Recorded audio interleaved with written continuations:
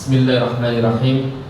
Assalamualaikum warahmatullahi wabarakatuh. Waalaikumsalam warahmatullahi wabarakatuh. Innal hamdalillah nahmaduhu wa nasta'inuhu wa nastaghfiruh wa na'udzu billahi min shururi anfusina wa sayyiati a'malina. May yahdihillahu fala mudilla lahu wa may yudlil fala hadiya lahu. Asyhadu an la ilaha illallah wahdahu la syarika lah wa asyhadu anna Muhammadan 'abduhu wa rasuluhu la nabiyya wa la rasula ba'dah. Usi nafsi wa iyyakum bi taqwallahi faqad fazal mu'minuna al-muttaqun fala tamutunna illa wa antum muslimun. Faqala ta'ala mudzakiran bidzalik ya ayyuhalladzina amanu taqullaha haqqa tuqatih wa la tamutunna illa wa antum muslimun. Wa qala ya ayyuhan nasu ittaqu rabbakum alladzi khalaqakum min nafsin wahidah wa khalaqa minha zawjaha wa batta minhuma rijalan katsiran wa nisaa'a wattaqullaha alladzi tasaaluna bihi wal arham innallaha kana 'alaikum raqiba. Wa qala nabiyyuna Muhammadin sallallahu alaihi wasallam ittaqillaha haitsu ma kunta wa atbi'i sayyi'atal hasanata tamhuha wa khaliqin nasa bi khuluqin hasanin. Amma ba'd. Bapak Ibu jamaah pengajian Subuh Barakah Masjid At-Taqwa yang mudah-mudahan senantiasa dirahmati Allah Subhanahu wa taala. Amin. Alhamdulillah, bersyukur kepada Allah Subhanahu wa taala atas segala limpahan nikmat yang masih Allah Subhanahu wa taala berikan kepada kita hingga pagi hari ini. Di antaranya nikmat sehat jasmani kita, demikian juga nikmat sehat rohani ataupun keimanan kita. Karena sejatinya ketika seorang hamba diberikan Allah Subhanahu wa taala dengan dua kenikmatan tersebut, pada hakikatnya dia telah mendapatkan puncak kenikmatan dari Allah Subhanahu wa taala. Sebagaimana pernah saya sampaikan di sini, satu nukilan dari seorang ulama di dalam mukadimah kitabnya, beliau menegaskan fa inna sayyidani 'amid dunya as-sihah wa sayyidani 'amil akhirati al-iman faman istama'a fihi sayyidani 'amid dunya wal akhirah faqad istama'al khaira kullah. Bahwasanya puncak kenikmatan yang diberikan Allah Subhanahu wa taala kepada seorang hamba untuk urusan dunianya adalah kesehatan, dan puncak kenikmatan yang diberikan Allah Subhanahu wa taala kepada seorang hamba untuk urusan akhiratnya adalah keimanan. Faman istama'a fihi sayyidani 'amid dunya wal akhirah faqad istama'al khaira kullah. Jika terkumpul pada diri seorang hamba dua kenikmatan tersebut, diberikan Allah Subhanahu wa taala sehat secara fisik, yang dengan sehat tersebut memudahkan dia melakukan aktivitas-aktivitas, bisa datang ke masjid untuk melaksanakan sholat berjamaah, bisa silaturahim, bisa bekerja, bisa jalan-jalan, bahkan mampu merasakan lezatnya sebuah makanan. Demikian juga dia diberikan Allah Subhanahu wa taala keimanan yang baik pula. Pada hakikatnya dia telah mendapatkan puncak kenikmatan dari Allah Subhanahu wa taala. Mudah-mudahan dua nikmat ini senantiasa Allah titipkan kepada kita dan mampu kita rawat dengan baik sampai nanti kita kembali kepada Allah. Dan mudah-mudahan kelak jika nanti tiba waktunya kita kembali kepada Allah, kita pun mendapatkan anugerah diwafatkan dalam keadaan husnul khatimah. Amin Allahumma amin. Kemudian salam serta salam tidak lupa kita aturkan kepada junjungan kita, kepada teladan kita, kepada sosok yang sangat kita cintai dan kita muliakan, dan kita bermohon kepada Allah Subhanahu wa taala kelak bisa dijumpakan Nabi kita tercinta Muhammad sallallahu alaihi wasallam. Juga tak terlupa kepada keluarga beliau, kepada para sahabat, para tabi'in, tabi'ut tabi'in, dan orang-orang saleh senantiasa istiqomah mengikuti langkah beliau sampai nanti hari kiamat. Dan saya bermohon kepada Allah Subhanahu wa taala, mudah-mudahan khususnya kita yang hadir di masjid ini dicatat Allah Subhanahu wa taala termasuk di antara bagian umatnya yang sangat dirindukan kelak pertemuannya dengan Nabi kita tercinta Muhammad sallallahu alaihi wasallam, di mana beliau pernah secara tulus mengutarakan di hadapan para sahabat, ana mushtaqun bi ikhwani, saya itu sangat rindu sekali dengan saudara-saudaraku. Para sahabat lantas bertanya, ya Rasulullah, alasna ikhwanuka, duhai Rasul, bukankah kami ini saudara-saudara panjenengan? Maka dijawab Rasulullah sallallahu alaihi wasallam, la bal antum ashabi, Bukan, kalian bukanlah saudara-saudaraku yang aku maksud pada sabda kali ini. Kalian adalah sahabat-sahabatku yang hidupnya sezaman dan menyertaiku. Ikhwani humul ladzina lam yarawni walakinnahum yu'minuna bi. Adapun saudara-saudaraku yang sangat aku rindukan kelak pertemuannya adalah mereka yang belum pernah melihat wujudku sama sekali, tetapi mereka mengimani terhadap ajaran yang aku bawa. Saya yakin saya dan panjenengan belum pernah berjumpa secara langsung dengan Nabi kita tercinta Muhammad sallallahu alaihi wasallam karena kita berbeda zaman. Demikian juga barangkali dalam mimpi belum pernah dijumpakan oleh Allah. Jangan pesimis, cukup dengan kita mengikuti ajaran yang ditinggalkan oleh Nabi kita Muhammad sallallahu alaihi wasallam. Mudah-mudahan Allah catat kita termasuk di antara bagian umatnya yang sangat dirindukan kelak pertemuannya dengan Nabi kita tercinta Muhammad sallallahu alaihi wasallam, tentunya di tempat dan kehidupan yang jauh lebih baik daripada tempat dan kehidupan kita saat ini, yakni di jannah Allah Subhanahu wa taala. Amin Allahumma amin. Bapak Ibu jamaah dimuliakan Allah Subhanahu wa taala, pagi hari ini kita telah memasuki pada penanggalan kalender Hijriah tanggal 3 bulan Dzulqa'dah tahun 1445 Hijriah. Maknanya apa? Barangkali Ramadan sudah meninggalkan kita kurang lebih 1 bulan, bahkan lebih sedikit. Biasanya mohon maaf di bulan Ramadan kita benar-benar mendapatkan kemudahan dari Allah Subhanahu wa taala. Kemudahan tersebut mampu kita rasakan dengan apa? Adanya peningkatan amal-amal sholat kita yang biasanya mohon maaf sholatnya memang ke masjid, tetapi kadang-kadang tidak tepat waktu. Sholatnya memang ke masjid, tetapi terkadang masih ketinggalan sholat sunnah dan sebagainya. Demikian juga di luar Ramadan, terkadang kita kalau tidak membaca Al-Quran tidak ada perasaan mungkin menyesal. Tetapi di bulan Ramadan sehari saja kita tidak menyentuh mushaf, sehari saja kita tidak ada interaksi dengan Al-Quran, itu ada perasaan menyesal luar biasa. Di Ramadan kalau kita tidak sedekah setiap hari meskipun nominalnya tidak seberapa, itu sudah ada perasaan menyesal luar biasa Pak. Tetapi barangkali di luar Ramadan perasaan itu terkadang tidak kita jumpai. Oleh karenanya bentuk-bentuk kemudahan di bulan Ramadan, segala bentuk amal soleh meskipun sudah berlalu 1 bulan, barangkali di pertemuan kali ini saya ingin menyampaikan supaya motivasi amal soleh yang telah kita lanjutkan di bulan Ramadan mudah-mudahan senantiasa kita bawa sampai hari ini. Sampai kapan? Bahkan sampai nanti kita diwafatkan oleh Allah Subhanahu wa taala. Karena pada hakikatnya tatkala kita sudah memasuki bulan Syawal, banyak sekali pesan dari para ulama. Di antaranya Imam Ibnu Rajab Al-Hambali, beliau mengatakan laisal aidu liman labisal jadid wa innamal aidu liman ta'atuhu tazid. Bahwasanya Idul Fitri itu bukanlah hakikatnya apa-apa yang melekat pada diri kita itu serba baru, bajunya baru, sarungnya baru, bajunya baru dan sebagainya. Tetapi Idul Fitri adalah liman ta'atuhu tazid, bagi orang yang ketaatannya senantiasa bertambah di hadapan Allah Subhanahu wa taala. Maknanya apa? Di bulan Ramadan kita giat melaksanakan amal-amal soleh, berharap keluar Ramadan di bulan Syawal, bulan Dzulqa'dah, bulan Dzulhijjah dan sebagainya, ketaatan itu senantiasa kita jaga. Sampai kapan? Sampai kita merasakan firman Allah Subhanahu wa taala, wa'bud rabbaka hatta ya'tiyakal yakin. Sembahlah, beribadahlah kepada Allah Subhanahu wa taala sampai nanti kematian datang menghampirimu. Harapannya apa? Di saat kita sedang mengerjakan amal soleh, apapun bentuknya, di saat kita sedang mengerjakan sholat, di saat kita sedang berzikir, di saat kita sedang baca Al-Quran, di saat kita sedang puasa dan sebagainya, dan di saat itu nyawa kita dicabut Allah Subhanahu wa taala, insya Allah akan berpeluang besar kita diwafatkan Allah Subhanahu wa taala dalam keadaan husnul khotimah. Amin Allahumma amin. Bapak Ibu jamaah dimuliakan Allah Subhanahu wa taala, oleh karenanya banyak kita temukan satu nasihat dari seorang ulama atau banyak ulama dahulu kala, bahkan mulai dari Rasulullah, para sahabat, tabi'in, tabi'in dan orang soleh, biasanya memberikan sebuah motivasi. Dan ini pun kita temukan di dalam Al-Quran. Insya Allah nanti kita mengkaji satu poin penting dari firman Allah Subhanahu wa taala di surah Al-Baqarah di ayat ke-281.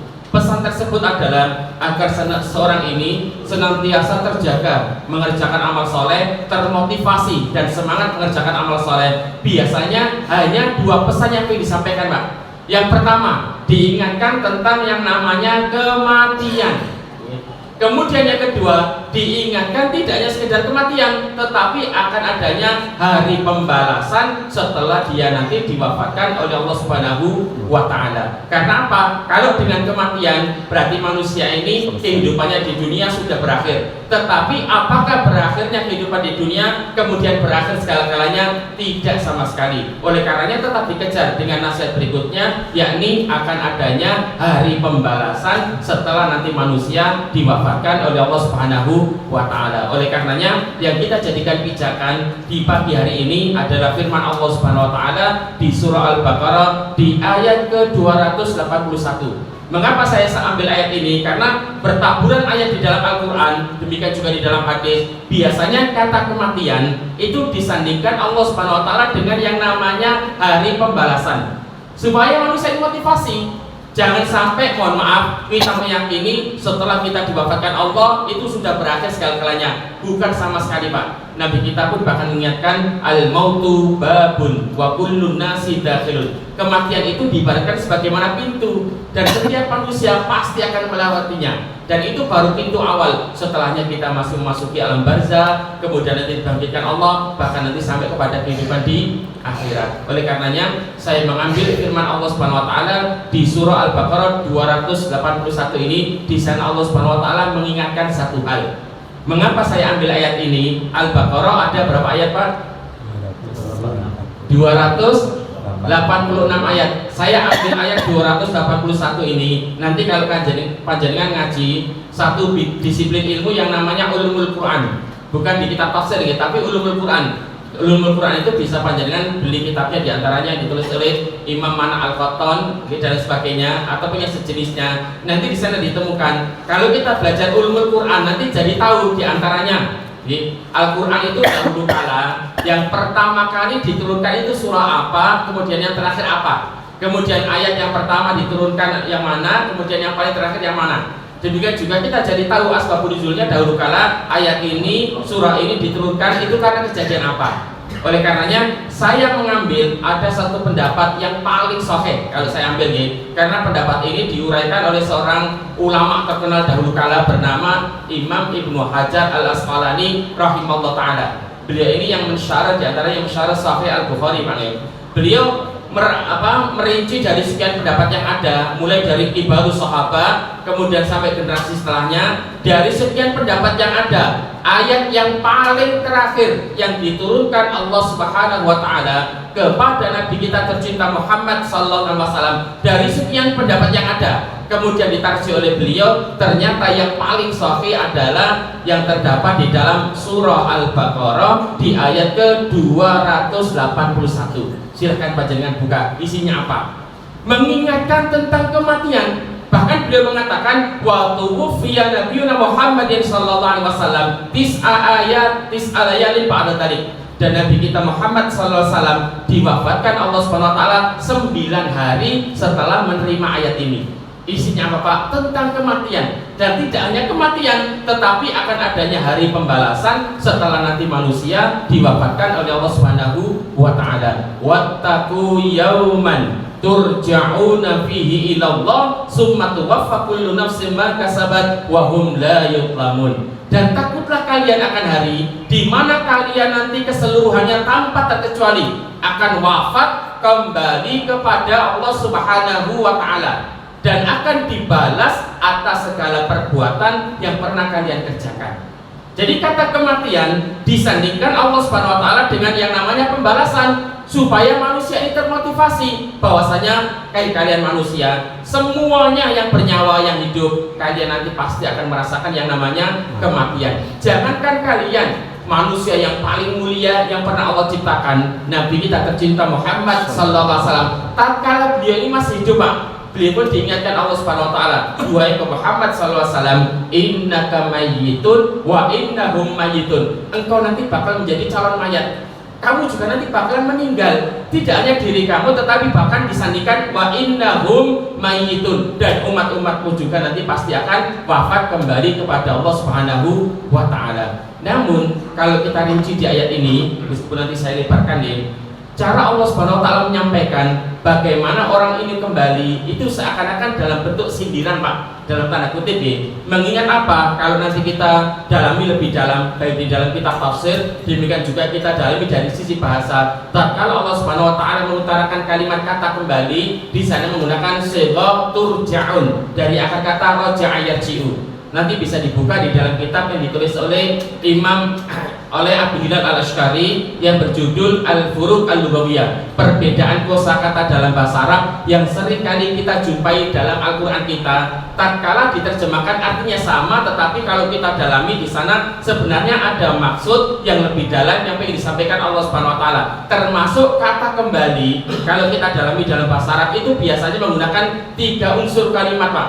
Yang pertama, terkadang menggunakan kalimat raja'a yarji'u. Kalau tahapan kembalinya disebut dengan kalimat roji, satu orang. Kalau ada kalimat roji, itu berarti tahapan yang sangat detail. Mulai orang ini diwafatkan Allah, kemudian dimakamkan, dibangkitkan, sampai nanti mengikuti pengadilan Allah. Entah dia dimasukkan Allah ke dalam jannah ataupun sebaliknya. Oleh karenanya kita diminta untuk memiliki kebiasaan, Pak. Tatkala mohon maaf kita terkena musibah atau mungkin mendengar orang lain terkena musibah, biasanya kita diminta untuk mengucapkan kalimat istirja, dari kalimat kata roja yarji'u, supaya kita tetap teringat bahwasanya kita ini milik Allah dan suatu saat pasti akan kembali kepada Allah Subhanahu wa taala. Inna lillahi wa inna ilaihi raji'un. Kita ini milik Allah dan suatu saat pun pasti akan kembali kepada Allah Subhanahu wa taala. Sedangkan yang kedua, terkadang menggunakan kalimat ada ya'udu, disebut kata kembali. Tempat kembalinya disebut dengan ma'ad, proses waktunya kembali disebut dengan mi'ad. Kemudian yang ketiga saya persingkat, menggunakan kalimat nasyara yanshiru, ya nasyara yansuru, sifatnya nusur, dan kalimat ini hampir setiap hari kita baca sekaligus sebagai motivasi diri kita. Tatkala panjenengan bangun tidur, Pak. Panjenengan bangun tidur biasanya berdoa yang diajarkan oleh Nabi kita Muhammad SAW. Berdoa seperti apa, Pak? Alhamdulillah. Bangun tidur, Allahumma barik lana. Oh, berarti nggak ngantuk ya, alhamdulillah. Kalau mau barik lana bima razaqtana, doa makan ya. Doa bangun tidur apa?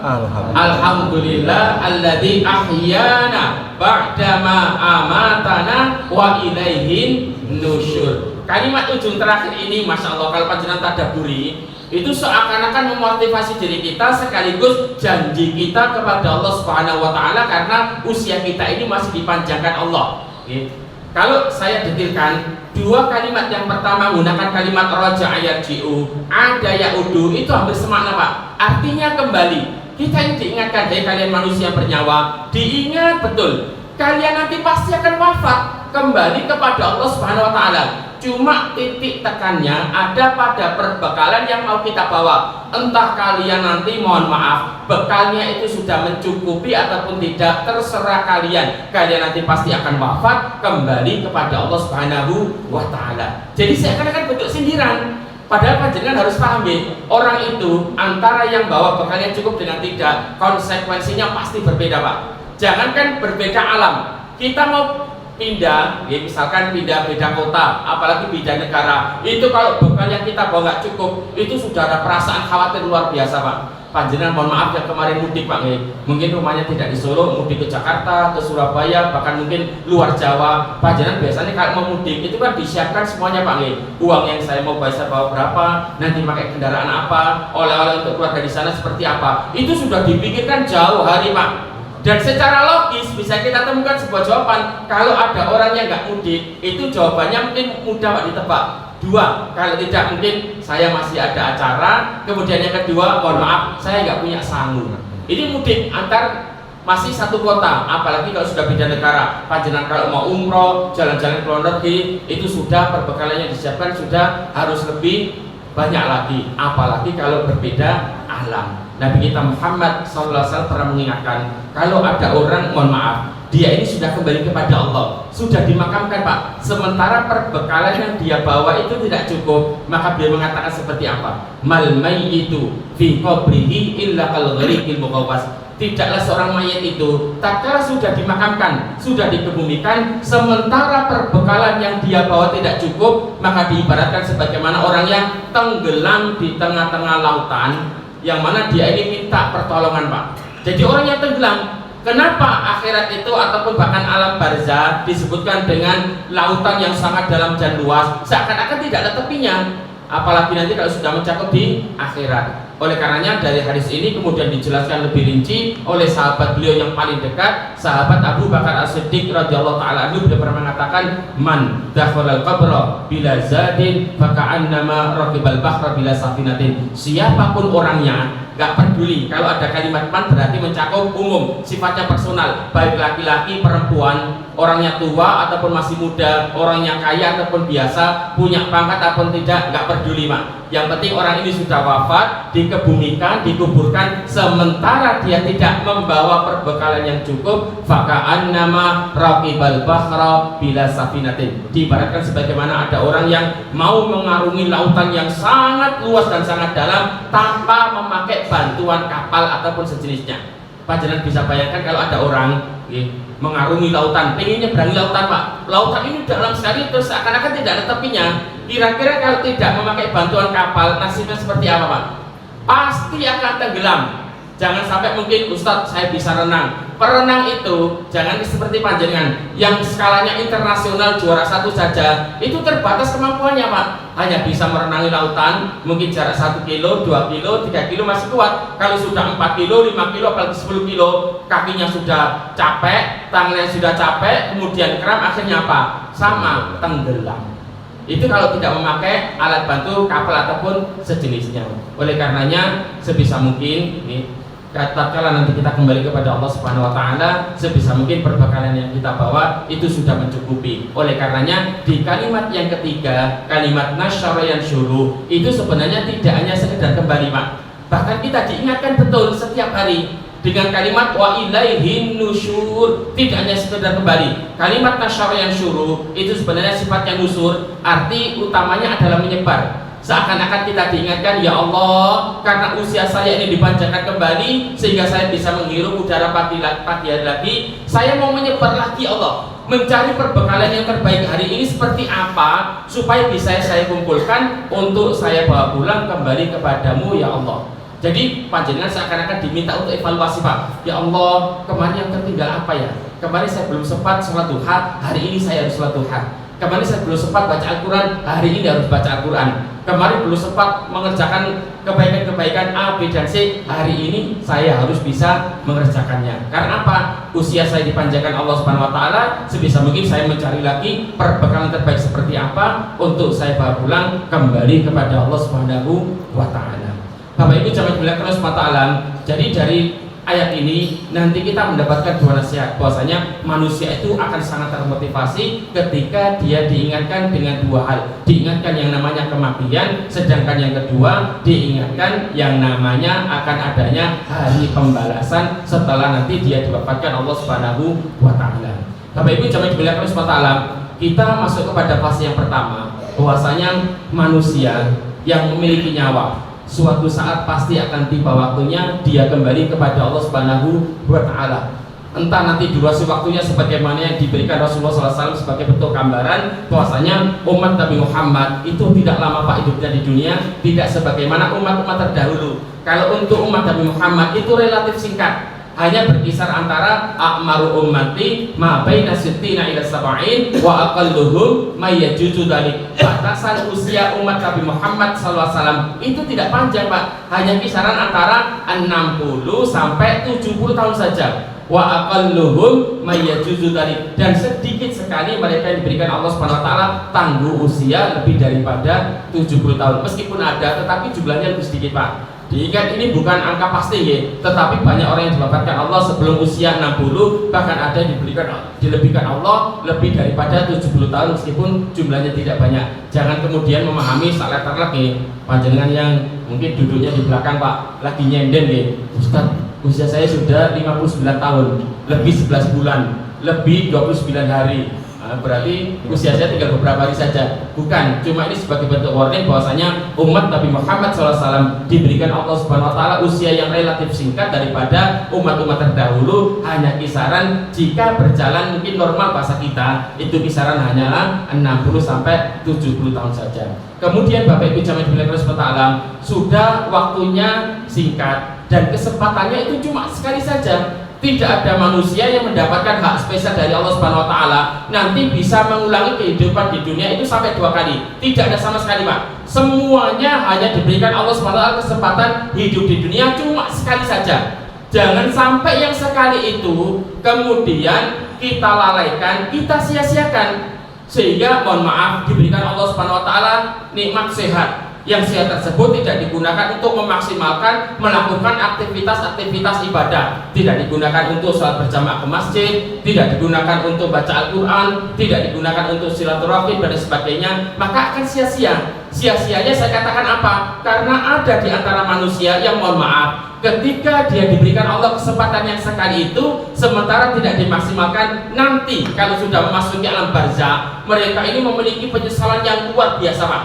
Sementara kalau sudah menyesal di alam barzakh, sudah nggak ada jawabannya sama sekali, nggak ada solusi sama sekali, menangis, bahkan yang keluar tangisan darah, meminta kepada Allah Subhanahu wa taala, Rabbirji'uni la'alli a'malu shalihan fi ma taraktu. Ya Allah, mohon berikan saya kesempatan kedua ya Allah, kembalikan saya ke dunia ya Allah, la'alli a'malu shalihan fi ma taraktu, agar saya ini bisa mengerjakan amal-amal soleh yang dahulu kala sebenarnya saya ini mampu ya Allah untuk mengerjakan. Tetapi jawaban Allah diingat mutlak, Pak, berlaku kepada siapapun. Kala, kalau ada kalimat kala itu lebih tegas daripada kalimat la. Kalau la itu sekedar hanya tidak, tetapi kalau kalimat kala penegasan tidak dan tidak bisa diganggu-gugat sama sekali. Bahkan nanti kalau panjenengan buka dalam kitab tafsir, titik ekstrimnya itu sampai dikatakan oleh para ulama, meskipun di sini yang meminta sekelas para nabi dan rasul tidak mungkin akan dikabulkan oleh Allah Subhanahu wa taala. Maka kalimat Allah Subhanahu wa taala selanjutnya, wa min waraihim barzakhun ila yaumi yub'atsun. Sudah, tunggu saja kamu di alam barzakh sampai nanti kamu dibangkitkan oleh Allah Subhanahu wa taala. Oleh karenanya kesempatan yang sekali ini jangan sampai kita sia-siakan, Pak, sehingga nanti kita begitu diwafatkan Allah Subhanahu wa taala, mohon maaf mudah-mudahan tidak terjadi kepada diri kita ada perasaan menyesal tatkala nanti kita memasuki alam barzakh kita. Kemudian Bapak Ibu jamaah dimuliakan Allah, supaya kita senantiasa menghargai kehidupan yang diberikan Allah Subhanahu wa taala yang cuma sekali, durasinya terbatas. Kadang-kadang kita coba memikirkan, Pak, ada satu momentum di mana momentum tersebut itu pasti akan kita lewati dan tidak mungkin akan diwakilkan kepada seseorang. Momentum tersebut bahkan dikatakan oleh para ulama adalah momentum yang paling mendebarkan, paling menegahkan, sekaligus paling menyakitkan. Momentum-momentum di ujung-ujung sebelum kita kembali kepada Allah Subhanahu wa taala, yakni momentum di mana di saat kita berhadapan dengan yang namanya sakaratul maut. Sakaratul maut itu disebutkan para ulama sebagai satu momentum, satu peristiwa yang paling mendebarkan, paling menegahkan, bahkan sekaligus paling menyakitkan, Pak. Bagaimana tidak menyakitkan? Kalau gambaran secara umum, nanti panjenengan bisa telusuri, ada satu penjabaran dari cucu Nabi Muhammad SAW, di mana beliau pernah mendengarkan dari kakeknya yang bersabda bahwasanya miqdaru syiddatul mauti wa karbihi 'alal mu'min kadarbati bisayfi salasami'ati marrah. Takaran bagi umat Nabi Muhammad yang beriman, takaran ataupun bagaimana ukuran bagi seseorang yang beriman kepada Allah tatkala berhadapan dengan sakaratul maut itu diibaratkan sebagaimana rasa sakitnya di pedang, Pak. Tidak hanya sekali, salasa mi'ati marrah, bahkan sampai 300 kali pedangan. Panjenengan bisa bayangkan ya, mohon maaf kalau ada mungkin biasanya ibu-ibu masak di dapur, Pak, tatkala ngiris bawang dan sebagainya, kemudian jarinya terkena pisau sedikit, itu sakit banget, Pak. Sakitnya luar biasa, kemudian jari hansapas dan sebagainya akhirnya coba ditutup supaya bisa meredakan sakitnya. Bahkan ini di pedang, Pak, tidak hanya sekali tetapi salasa mi'ati marrah. Kemudian dari keterangan ini para ulama kemudian menjelaskan secara rinci untuk umat Nabi Muhammad SAW itu berbeda dengan umat-umat sebelum Nabi Muhammad. Banyak sekali kitab yang menerangkan antara umat Nabi Muhammad dengan umat sebelum Nabi Muhammad itu ada titik perbedaan, Pak. Kalau umat sebelum Nabi Muhammad itu hampir rata-rata mereka merasakan rasa sakit tatkala berhadapan dengan sakaratul maut, meskipun itu menimpa kepada orang soleh.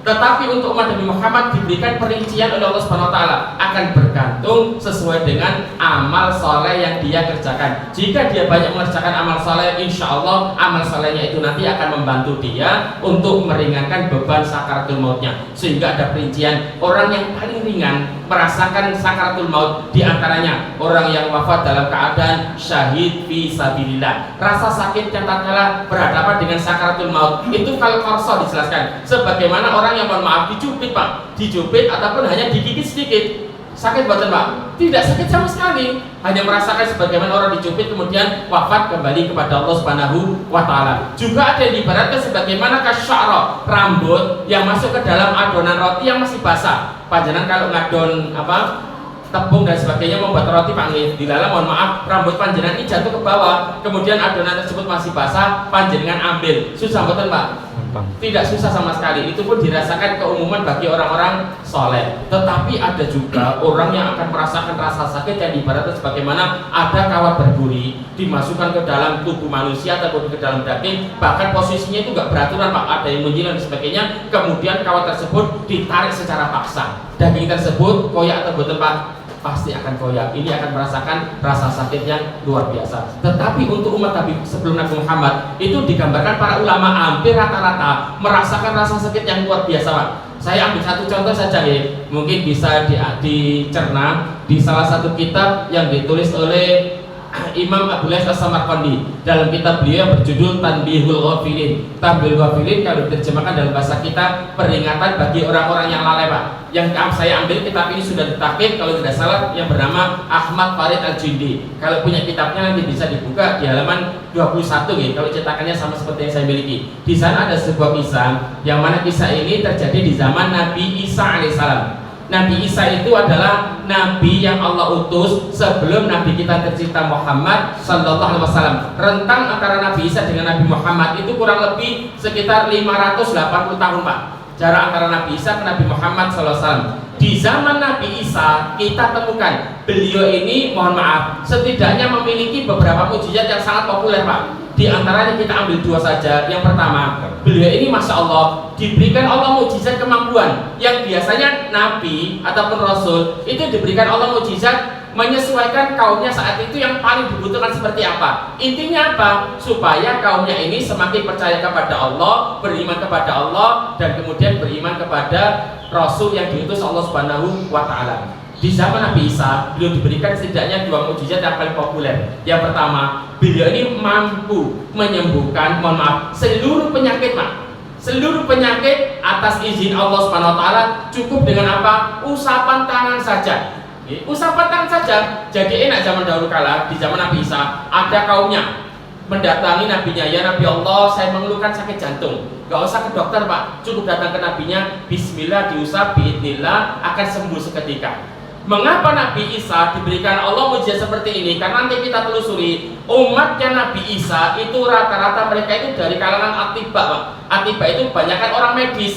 Orang medis ini bisa kita terjemahkan sekarang dokter, kemudian perawat, bidan dan sebagainya. Kalau dokter ataupun perawat, mohon maaf, kalau mau mengobati orang sakit itu biasanya kan ditanya dulu Pak, diperiksa, kemudian dianalisa, dikasih resep, kemudian tolong ditebus ini obatnya di apotek. Oleh karenanya Allah harus memberikan kepada nabinya yang enggak harus seperti itu. Cukup dengan usapan tangan saja semua penyakit dijadikan sembuh seketika atas izin Allah Subhanahu wa taala. Diingat, atas izin Allah Subhanahu wa taala. Mengusap dalam bahasa Arab itu adalah masaha yang sahu. Oleh karenanya beliau punya julukan apa? Al-Masih Isa ibnu Maryam, yang diantara artinya adalah orang yang memiliki kemampuan cukup dengan usapan tangan seluruh penyakit dijadikan sembuh atas izin Allah Subhanahu wa taala. Ini yang pertama. Sedangkan yang kedua, beliau ini memiliki mukjizat seperti apa Pak?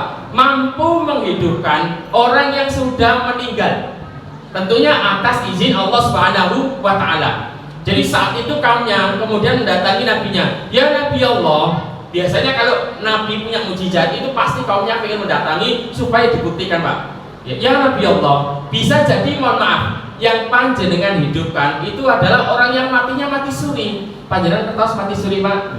Mati suri itu seperti orang pingsan Pak, mati baru sebentar, bila dihidupkan kok mujizat apa ajaib kemudian hidup kembali. Maka kaumnya protes, Ya Nabi Allah, barangkali yang panjenengan hidupkan adalah orang yang baru mati suri, di dalam panjenengan hidupkan kemudian hidup kembali. Jika memang panjenengan Nabi Allah mampu menghidupkan orang yang sudah meninggal, tolong hidupkan mereka yang sudah meninggal puluhan tahun, bahkan kalau perlu ratusan bahkan ribuan tahun. Akhirnya benar Pak, Nabi Isa AS menjawab, wahai kaumku, silahkan kalian tunjuk siapa yang mau saya hidupkan atas izin Allah, supaya kalian ini percaya terhadap mukjizat ini dan semakin beriman kepada Allah Subhanahu wa Ta'ala. Akhirnya mereka bersepakat Pak, ya Nabi Allah, tolong hidupkan kembali yang namanya Sam bin Nuh. Sam bin Nuh. Mengapa saat itu kaumnya sepakat agar yang dihidupkan adalah Sam bin Nuh? Karena Sam bin Nuh ini dikuburkan, anak daripada Nabi Nuh itu dikuburkan di daerah Palestina Pak. Sementara Nabi Isa pun diutus Allah Subhanahu wa Ta'ala hanya di sekitaran Palestina saja. Akhirnya mungkin wajar bagi mereka, tolong hidupkan kembali Sam bin Nuh. Akhirnya benar Pak, sepakat. Kemudian Nabi Isa beserta kaumnya mendatangi kuburan Sam bin Nuh. Dijelaskan di dalam kitab di sana, fasalla summa da'a ila Allah Ta'ala. Sebelum saya lanjutkan, supaya panjenengan ada gambaran nih, antara Nabi Isa ke zaman Sam bin Nuh itu sudah melewati rentang waktu ribuan tahun Pak. Bukan lagi puluh tahun, bukan lagi ratusan tahun, tetapi bahkan ribuan tahun.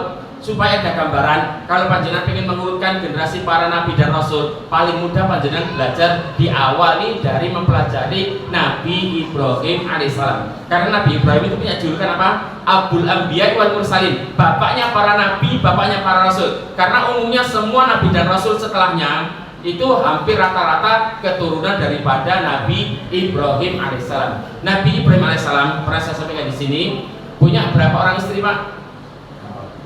Berapa? Alhamdulillah masih kan 4 orang istri, yang biasanya menjawab hanya sekedar 2. Kemarin saya menyampaikan di salah satu tempat ada yang mengatakan 6. Tetapi kalau kita nanti buka secara roje, istri Nabi Ibrahim itu ada 4. Kita pelajari 2 istri yang pertama saja yang paling masyhur. Yang pertama, istri yang pertama namanya Sayyidah Sarah binti Ami Khalil. Dari istri beliau yang pertama, beliau mendapatkan anugerah 1 orang anak saja yang bernama siapa? Nabi Ishak alaihissalam. Sementara yang kedua, dari istri kedua Sayyidah Hajar al-Qibtiyah al-Misriyah, beliau mendapatkan 1 orang anak saja menjadi nabi dan rasul, namanya siapa? Nabi Ismail alaihissalam. Kalau dari sisi Nabi Ishak, itu nanti yang menjadi nabi dan rasul yang paling terakhir adalah Nabi Isa alaihissalam. Karena setelah Nabi Isa, kemudian beliau memiliki 2 orang anak, namanya Is dan Yakub. Ishak, Yakub, kemudian Yusuf, terus dilanjutkan sampai kepada Nabi Zakaria. Nabi Zakaria punya anak diabadikan dalam Al-Quran namanya Yahya. Beliau juga punya keponakan yang namanya diabadikan Allah di dalam Al-Quran namanya Imran. Imran kemudian menikah dengan wanita solehah namanya Hanna. Dari pernikahan ini lahirlah siapa?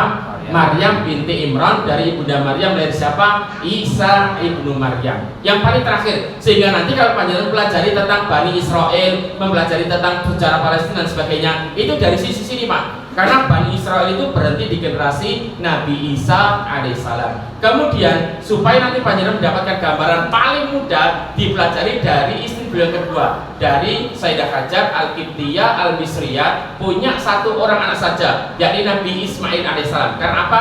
Yang nanti menjadi nabi dan rasul yang paling terakhir adalah Nabi kita tercinta Muhammad sallallahu alaihi wasallam. Kurang lebih sekitar 30 generasi setelah Nabi Ibrahim, 29 generasi setelah Nabi Ismail, lahirlah Nabi kita tercinta Muhammad sallallahu alaihi wasallam. Muhammad bin Abdullah bin Abdul Muttalib bin Hashim bin Abdul Manaf bin Qusay bin Murrah bin Kilab bin Ka'ab bin Ghalib bin Fi'ir bin Malik bin Nadar bin Kinana bin Khuzaimah bin Mudrika bin Ilyas alaihissalam bin Nizar bin Mudar bin Ma'ad bin Adnan bin Ati bin Atri bin Muqam bin Akhud bin Tarek bin Ya'rub bin Yasjub bin Nabid bin Ismail alaihissalam bin Ibrahim alaihissalam.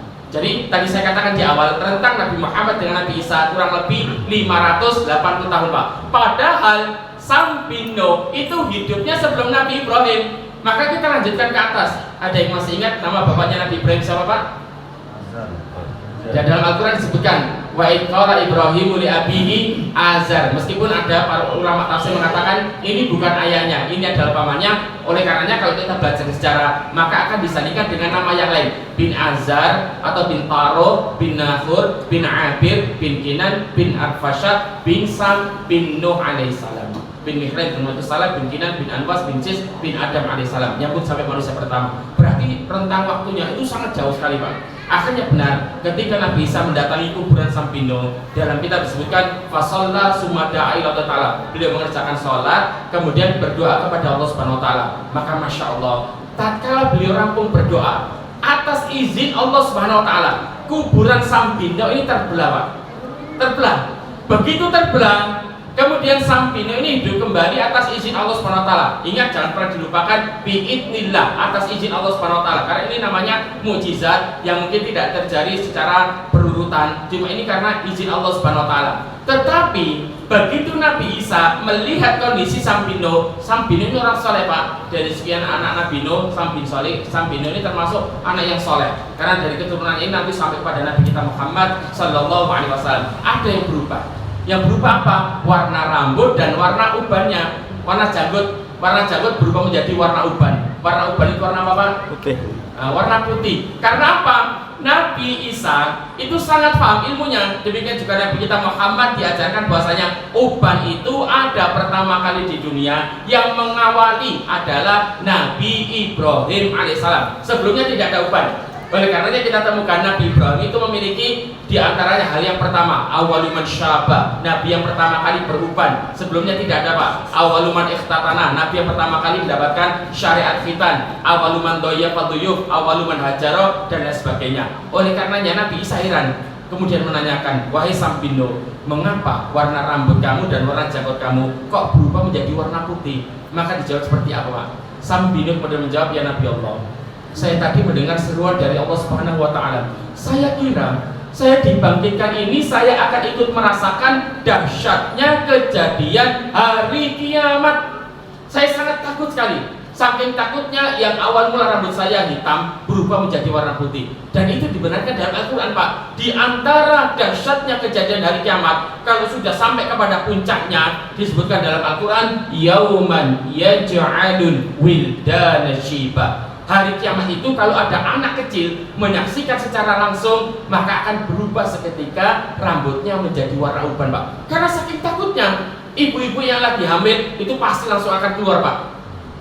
Yang lagi menyusui anaknya pasti ditinggalkan. Itu termasuk diantara dahsyatnya kejadian hari kiamat. Kemudian Sampino berpesan kepada Nabi Isa alaihissalam, ya Nabi Allah, gak mungkin orang yang sudah meninggal itu pengen di depan kembali. Loh, kenapa? Gak mungkin dia ingin merasakan kembali rasa sakit tatkala berproses sakaratul maut. Saya itu loh sampai hari ini masih merasakan bagaimana rasa sakitnya dahulu kala tatkala berhadapan dengan yang namanya sakaratul maut. Kemudian ditanyakan, mundu kam sanatin anta tuwfiya, sudah berapa tahun panjenengan ini meninggal? Maka dijawab di dalam kitab, mundu arba'ati alaf, sudah lebih daripada 4.000 tahun. Oleh karenanya Bapak Ibu jamaah dimuliakan Allah Ta'ala, saya mengajak di sini supaya kita ini semakin menghargai kehidupan yang diberikan Allah kepada kita, Pak. Sudah kesempatannya sekali, durasi waktu yang terbatas. Kalau kita sia-siakan, dikhawatirkan tatkala nanti kita berhadapan dengan sakaratul maut, mohon maaf, kita pun ikut merasakan rasa sakit tatkala berhadapan sakaratul maut. Mudah-mudahan dengan amal soleh yang kita kerjakan, yang kita istiqomahi, kelak Allah Subhanahu Wa Ta'ala memberikan kepada kita anugerah di saat kita sedang berproses berhadapan dengan sakaratul maut, kita tidak merasakan rasa sakit, sebagaimana firman Allah Subhanahu Wa Ta'ala, ya ayyatuhan nafsul mutmainnah irji'i ila rabbiki radiyatan mardiyah fadkhuli fi ibadi wadkhuli jannati. Mudah-mudahan kita tidak merasakan rasa sakit dan mendapatkan anugerah dari Allah Subhanahu Wa Ta'ala, wafat kita dalam keadaan husnul khatimah. Amin. Bapak Ibu jamaah dimuliakan Allah Subhanahu Wa Ta'ala, sudah masuk surga, Pak? Mohon maaf, kita sampaikan di sini saja. Kemudian yang terakhir, insya Allah nanti kapan-kapan kita hadirkan lagi akan adanya hari pembalasan. Supaya apa, Pak? Kalau kita membahas sisi ini, itu semakin termotivasi. Saya kok mengerjakan sholat ke masjid berjamaah itu karena apa toh? Saya kok senang berbuat baik seperti A, B, dan C. Itu apa yang ingin saya raih? Karena di antara memotivasi kita, kalau kita sudah mengetahui amalan ini mendapatkan motivasi pahala seperti ini, insya Allah Pak akan membuat diri kita semangat untuk melakukan amal-amal kebaikan. Mudah-mudahan kita dimudahkan Allah SWT, usia kita dipanjangkan Allah, sehingga kita mampu mengerjakan amal-amal saleh hingga nanti kita diwafatkan Allah SWT. Demikian bisa kami sampaikan. Kita akhiri dengan doa kafaratul majelis. Subhanallahumma bihamdika asyhadu an la ilaha illa anta astaghfiruka wa atubu ilaik. Wa akhiru da'wana alhamdulillahirabbil alamin. Usi nafsi wa iyyakum bittaqwallah. Billahi taufiq wal hidayah. Wassalamualaikum warahmatullahi wabarakatuh.